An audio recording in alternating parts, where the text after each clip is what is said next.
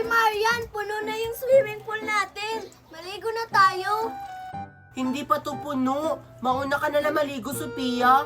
Mag-aantay na lang ako pag puno na. Kasi sisisid ako. Sige, maliligo na ako. Ang ganda talaga ng swimming pool namin. Tsaka sa amin na to. Oh, asan sila? Ayun sila oh. Di ba swimming pool mo yan? Oo nga, swimming pool ko yan.